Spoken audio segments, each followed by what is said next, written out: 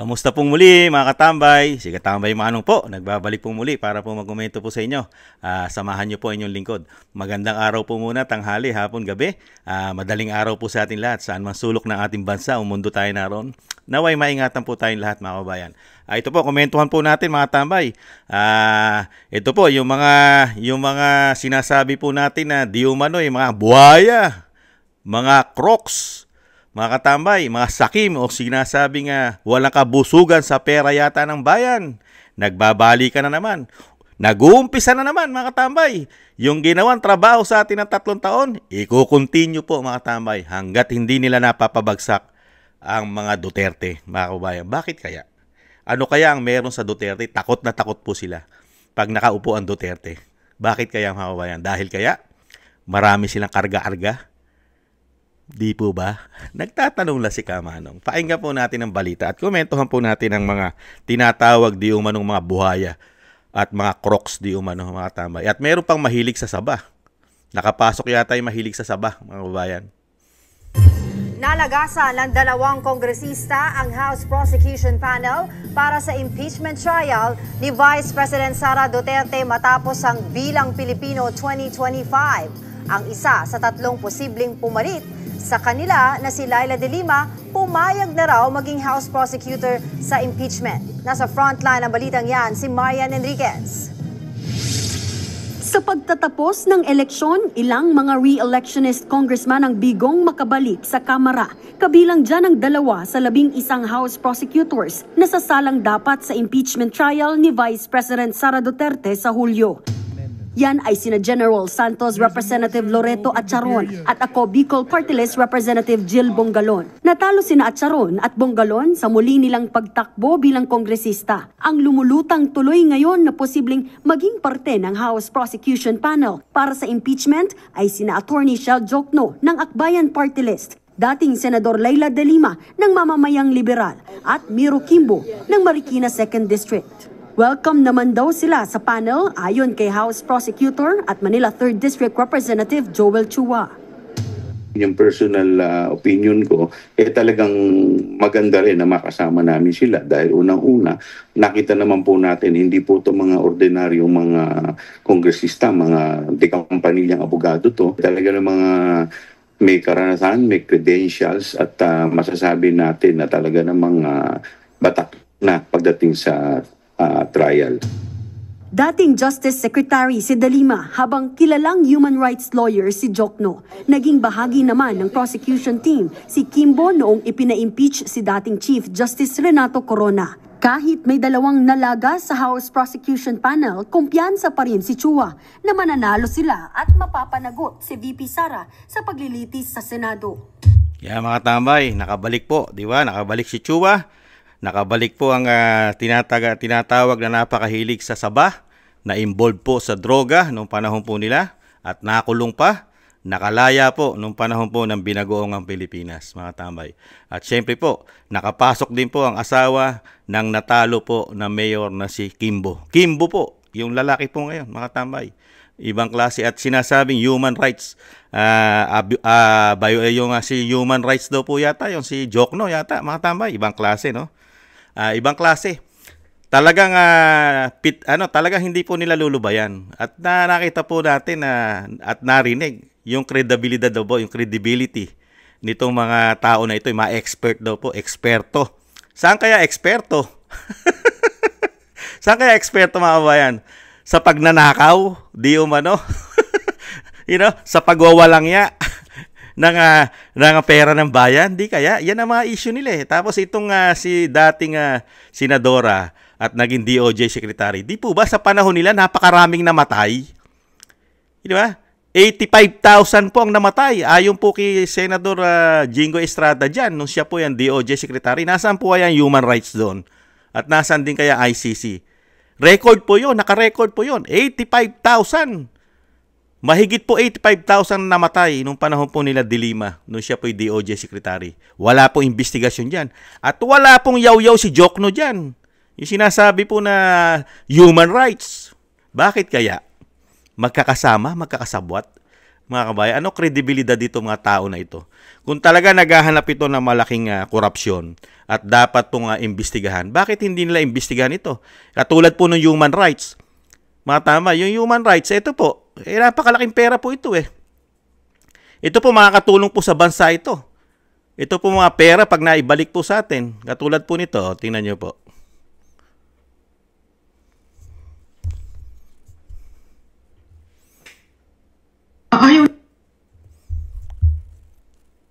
Isang dali lang po. Philippine Marcos family reported for money laundering in Hong Kong. Taiwanese businessman Mr. Pen submitted evidence to the Anti-Money Laundering Department of the Hong Kong Monetary Authority in Hong Kong on the 14th of this month, reporting that the Marcos family of the Philippines was engaged in money laundering activities in Hong Kong in the name of bulk gold transactions, the amount of which was extremely huge. Mr. Perm said that the Hong Kong Monetary Authority has filed a special case. This case involves a large amount of gold trading. The whistleblower has obtained evidence of a batch of 350 tons of transactions and obtained information on 18 bank accounts of the Marcos family around the world, involving deposits of more than 100 billion USD. Imelda Marcos, wife of former President Marcos, authorized her housekeeper Indito to act as the seller through different shell companies to sell gold to several European. Yeah, mga tambay. Bakit hindi kaya imbestigahan ito ng mga kongreso? Katulad po ni Chua. Napakarami pong pera ito. Isang damukal na ginto po ito. At 18 account sa buong mundo. Isa na po ang Hong Kong. At nakakahalaga raw po ito na $100 billion at 350 tons of gold. Wala pong investigasyon kaya dyan. Napakaraming tulong po yan sa Pilipinas. Pagka po yan money laundering po kung may babalik po yan, yung money laundering na sinasabi na iniimbestigahan nila, kalat na po sa buong mundo yung issue na yan, makakabayad po tayo ng utang. Makakabayad po tayo ng utang. Sa dami po niyan. Sa Marcos po yan, mga tambay. At ito po, bakit kaya hindi ito habulin ng human rights? Yung sinasabi na si Jokno. Ito po, napakatagal na pong issue nito. Mga kabayan, nasaan po ba yun? Meron po dito yung sinasabing human rights Napakarami po. Makakatulong po ito sa mga biktima po ng martial law, mga tambay. Nung panahon po ng tatay niya. Ito po. Binalita na po to dati pero hindi po tinutukan dito ng mga congressman. At hindi rin po itinutukan to ng mga senador. Pero ang media, nung mga panahon na yun, binabalita na po ito. Ito po. At kailangan po itong masingil. Sinisingil pala ito. Sinisingil ito ng ibang bansa, mga tambay. Ibang bansa po ang naniningil. Tingnan po natin kung anong bansa ang naniningil. Binalita po ito Pebrero 1995, ang hatol ng Honolulu Court. Dapat daw magbayad ng $1.96 billion ang pamilya Marcos bilang danyos para sa human rights victims. Paano nadawit si Bongbong Marcos? Para pagbayarin, sinabina ng US Court si Bongbong at Imelda Marcos para mag-testify at magbigay ng mga dokumento para sa kasong ito. Pero hindi nila ito pinansin. Enero 2011, sinight na in contempt ni Honolulu Judge Manuel Real si Bongbong at Imelda at pinagbabayad ng karagdagang multa na $353.6 million. Kaya't ngayon po, dalawang rulings ang nakabinbin laban sa mag-inang Marcos, yung halos $2 billion na damage suit para sa human rights victims at yung $353 million na contempt penalty. Ano pong implikasyon nito? Ayon sa mga abogado ng mga human rights victims sa si Attorney Robert Swift, kung si Bongbong Marcos daw ay pupunta sa US, maaari siyang ipasabina at singilin para sa dalawang desisyon na ito. Pero siyempre, ang tanong, tingnan niyo po mga tambay, nasaan ang human rights? Nasaan si Jokno? Ito po, makakatulong itong pera nito. How many millions o billions po ito? 1.96 billion dollars pinagbabayad po. Yan, nagdesisyon po ang Honolulu. Yan po, parte, state po ng Amerika yan. Pinagbabayad po ang pamilya Marcos. Mga tambay. Sa dami po ng pera ng pamilya Marcos, lalo sa ginto, barya lang ito. Di ba? Pero hindi po tinututukan ngayon to ng human rights, katulad po ni Jokno, na pinagmamalaki po. Nasaan kaya itong mga human rights na ito? Katulad ni, ayan, si Laila de Lima, batikang abogado. Bakit hindi po nila kinakalkal ito para makatulong sa taong bayan? Lalo-lalo sa mga biktima ng martial law, ng human rights na tinatawag. Nasaan po ang human rights? Para mapakinabangan tong pera na ito doon sa mga nabiktima. Di po ba? At nasaan din po investigasyon ng mga congressman sa ginto? Yung ginto po, di po ba? Yung ginto na pumuputok na issue sa central bank, how many tons of gold ang naibenta raw po, nasaan ang pinagbilang kaya? At wala rin investigasyon ito mga expert at magagaling na abogado na ito, katulad ni Jokno. Sana investigahan po nila dahil nakapasok po sila eh. Di po ba? Kung talaga sila ay naghahanap ng napakalaking pera ng bayan, ito po. Unang-una na po ito. Nagdesisyon na po ito. Matagal na pong nagdesisyon pala ang State of Hawaii dito po sa sinasabing human rights na ito na mga biktima ng martial law. Di po ba? At ito rin po, pumuputok po sa Hong Kong. Di ba? Merong mga testigo na nagpapatotoo na talagang itong pera na ito iniimbestigahan. Napakaraming ginto. Di ba? At nasa na rin ang investigasyon, mga kabayan. Itong mga dating congressman katulad ni Chua. Nasaan po investigasyon nila? Sa 2025 national budget. Nasaan po investigasyon dyan? Yung mga blanco. Malapit na po lumabas yan. Ito po, magkakaroon na po ng desisyon yata dyan. Kung hindi nagkakamali yung lingkod, sa Baguio. Ito pong darating na May 19, malapit na po. Magsasalita na po ang korte dyan sa 2025 national budget. Mga tama, yung mga blanco, 241 billion po yata ang naisingit dyan. Mga kabayan, ano kaya ang gagawin nilang pantakip dyan? Ito, issue ng, ito kaya gagawin nilang pantakip ngayon? Nakatutok ang mainstream media sa impeachment. Pero ang pera po natin, nawawala na parang bula na hindi natin malaman kung saan napupunta. Mga kabayan, di po ba? At ano pa ang dapat buksan na issue dyan? Kilalaking pera, yung 89 billion. Yung 89 billion na nakapag-desisyon na yata dyan ng Korte Suprema. Di ba? Na nailipat po nila at pinababalik po yata. Di po ba isang issue yan ng corruption? Wala lang po. Pati po yung sinasabi ni dating Pangulong Duterte na pag-iistapa sa pera ng taong bayan, yung SSS, di ba?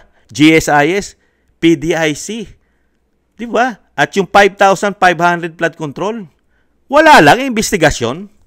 Billion, walang investigasyon. Nakatutok tayo sa 125 million na confidential fund na mismo ang COA, wala sinasabi ang COA na nakurap. Ang nagsasabi lang na nakurap yung mga nagpapabagsak. Tingnan niyo po katarantaduhan ng mga ito, no? Hindi po ba ito mga nakapag-aral po ito. Naging abogado, pero pagdating po sa politika, nagiging bobo, gago, tanga yata sila mga tambay. Di po ba? Naghahanap sila ng korupsyon. Pero yung nasa kanilang bakod na mismo, nasa loob na nila ang korupsyon. Pero ayaw nilang buksan. Di nyo ba napansin? Nasa kanila lahat ang issue ng korupsyon, pero wala silang binubuksan. Nasa kanila. Mismo, nasa kanila. Di po ba? Kaya nga, paano maniniwala ang taong bayan sa mga tao na ito? Ito yata, nanalo lang dahil sa machine eh. At nanalo lang yata dito yung iba dahil sa ayuda. Dahil marami tayong kababayang mga Pilipino na nagpakatanga at nagpakabobo at nagpakagago sa ayuda yata. Nagtatanong lang si Kamanong. Nagpakatanga at nagpakagago at nagpakatanga sa ayuda. Pero yung pera na yon ay galing sa taxpayer. Hindi naman galing sa bulsa nila yon. Pero sila ngayon na nakikinabang, hari na naman sila at mas marami pa yata ang makukuha nila ngayon. Dahil nakabalik sila sa pwesto, hindi kaya? At yung sinasabi nilang pangako, nangako yan eh. Nangako yan na magtatrabaho. Lahat ng problema ng bansa ay pinangako niyan nung kampanyahan. Pero pag-upo ng pag-upo, ano ang tututukan? Pagpapabagsak. Politika. Di po ba? Nakakahiya. Nakakahiya ang ating bansa, mga kabayan. Nakakahiya. Pinag-uusapan na tayo ang ating bansa, walang narating, 3 taon. Ganito lang ang narating ng bansa natin, puro politika at pagpapabagsak sa mga Duterte. Mga kabayan, pati nga yung EU nitong nakarang halalan, dismayado ang EU. Di po ba? Dahil nakita nila ang talamak na vote buying, talamak na pamumulitika. At dismayado sila. Bakit? Hindi sila pinapasok daw ng COMELEC nung mismong botohan na. Gusto nilang mag-obserba sa loob ng presinto o ng mga eskwelahan. Pero pinagbawalan sila. Bakit? Kailangan kasi isikreto yung issue na dayaan, di umano. Ganun po ba? Kaya itong mga tao na ito, mga tambay, itong mga tao na ito, ano ang kredibilidad? Anong credential nitong mga tao na ito? Malilinis po bang politiko ito? Katulad itong asawa, itong Kimbo. Ano po ba history ni Kimbo sa Kongreso? Di ba? Napakarami nilang issue sa pera. Di po ba? Si Chua, ano issue ni Chua? Di po ba? Puro pera sila issue nila. Si Jokno, ano yung pagmamalaki ni Jokno? Sige nga, human rights. Ni hindi man lang nila tutukan yung makakatulong do sa biktima ng human rights na kailangan maibalik o magbayad ang pamilya Marcos na bilyon-bilyon dolyar. Wala lang, hindi tinututukan. Yan ba sasabihin natin makabayan? Di po ba? Hindi ba mamakasarili yan? Nagbabalat kayo lang. Akbayan? Akbayan ba yan? Anong klaseng akbayan yan? Akbayan. Hindi ba kagaguhan lang yan? Akbayan na yan. Nahandyan na, nagdesisyon na ang korte ng Hawaii. Tututukan mo na lang, ipupush mo na lang na ipupush. Tutulungan mo na lang. Para yung mga biktima ay kahit papaano naman yung pamilya na naiwan ng biktima, kahit papaano makatulong yung pera na makukuha sa mga Marcos. Pero ngayon, bulag sila lahat ngayon. Bulag, pipi at bingi. Sa Duterte lang sila nakatutok. Sa Duterte lang. Pero itong pamahala na ito, napakaraming issue. Isang damukal na issue. At ayaw rin lang imbestigahan itong pulburon. Yung pulburon, ayaw nila imbestigahan. Kaya mga tambay, kaya hindi nila magugustuhan Sa totoo lang, hindi nila magugustuhan maging presidente si BP Sara. Kasi ito pong sinasabi ni Kamanong, ito pong komento ni Kamanong sa inyo, baka po ito lahat ay imbestigahan ng Vice President. Lahat ng issue po nila, korupsyon, pati pera sa labas, baka imbestigahan. Pati mga money laundering nila sa labas, baka pa-imbestigahan din po sa Sandigan Bayan ng Vice President. At lalong-lalo itong mga politiko na ito, na nanamantala, binaboy, ginago ang ating batas, lalong-lalo po. At talagang ginawa yata puro kawalang hiyan ang ginawa sa pera natin. Dahil nasaksihan ng Vice President yan. Pag siya po naging presidente, lahat po yan. Lahat po yan, lalabas po yan. At sinisigurado naman po ni Kamanong na marami pong tatakbo dyan. Mawawala ng Pilipinas, mga kababayan. Kaya yung sinasabi na wala kinalaman sila riyan sa impeachment, katarantaduhan yan. Sasabihin ng gobyerno, wala silang kinalaman dyan. Katarantaduhan yan. Kung yung sa dating Pangulong Duterte, wala silang kinalaman pero sila pa naghatid sa ICC. Hindi po ba kagaguhan ng katarantaduhan yan? Hindi naman po tayo tangat bobot gago para maniwala tayo sa sinasabi nila. Iba kasi yung sinasabi, iba naman yung ginagawa nila. Di po ba mga kababayan?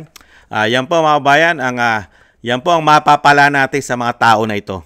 Dahil po, yan po yata ay nakabalik dahil po yata sa tulong ng makina o sa tulong ng machine. Kung ang botohan po ay manual at naging maayos yata ang botohan kung ito'y mas manual kaysa sa machine. Kasi pagka machine, yung sinasabi ni Atty. Respicio, ay baka ang manalo ay yung hindi binoto ng tao. Baka ito yon. Baka sila. Karamihan, pati mga senador at mga kongresista at pati po party list, baka hindi po sila nanalo kung manual o mano-mano ang botohan, mga kababayan. Dahil mismo isang expert na IT nagsalita di ba? Yung nangyari sa botohan, baka ang nanalo ay hindi ang binoto ng taong bayan. Yan po mga kabayan, ang credential at kredibilidad ng mga politiko ngayon, lalong-lalo daw po ang gustong-gustong magpa-impeach sa Vice President. Anong klase sila mga politiko? Matagal na po sila sa pwesto, katulad po ni De Lima. Panahon niya, 85,000 ang namatay ng mga Pilipino, halos biktima ng mga addict. Biktima ng mga masasama. Biktima ng mga NPA. Pero wala pong investigasyon dyan, pati ang human rights ni Jokno. Lalo-lalo po ang human rights nung panahon po ng martial law. May pera na, pero ngayon, wala na, hindi na po pinag-uusapan yung mga pera na yan. Kahit po may desisyon na ang korte ng Honolulu, Hawaii, wala na. Presidente na pag-uusapan pa ba yan? Saka ang media natin, dun mo makikita ang mainstream media. Nung panahon na hindi pa po nakaupo ang Pangulong Marcos, binabakbakan po nila lahat yan. Lahat po ng tagong yaman, ill-gotten wealth, mga pera. Pero nung maupo na po bilang presidente, hindi nyo pa ba napansin? Bigla po silang nanahimik lahat. Naging bulag, pipi at bingi. Bakit kaya? Meron kayang pangako? Meron kayang promises? O meron kayang malaking regalo? O may malaking pabor kaya sa kanila? Kaya po sila nanahimik. Nagtatanong lang po si Kamanong. Hindi naman po masama magtanong. Di ba? Malayang bansa tayo. Di ba? Yan lang po mga tambay. Ang komento po natin sa mga congressman na nangako po sa atin na ang problema ng bansa ay gagawin po nila at susolusyonan at gagawa ng paraan. Pero nung manalo na po sila, ayan, hindi pa nag-uumpisa ang 20 Congress, ang pinag-uusapan na po ay pagpapabagsak sa Vice President. Nakita nyo po, ganyan po ang sinasabing mga utak buhaya yata at utak ulupong. Mga tambay, utak buhaya, utak ulupong. Sanay na sanay po magpanggap, magbalat kayo, mga tambay. Parang ahas. Hindi po ba? Maraming salamat po sa mga nagusto po ng Tambayang Makabayan. At thank you po sa mga subscribers po natin, mga tambay. Maraming salamat po sa inyo. Shoutout po sa inyo lahat, mga subscribers natin. At syempre po sa mga na tumatangkilik po. Maraming salamat po. At thank you rin po sa mga nagusto po. At syempre sa mga nagbibigay po ng biyaya at tulong po sa inyong lingkod. Thank you po. Kingston 123 ng Hong Kong.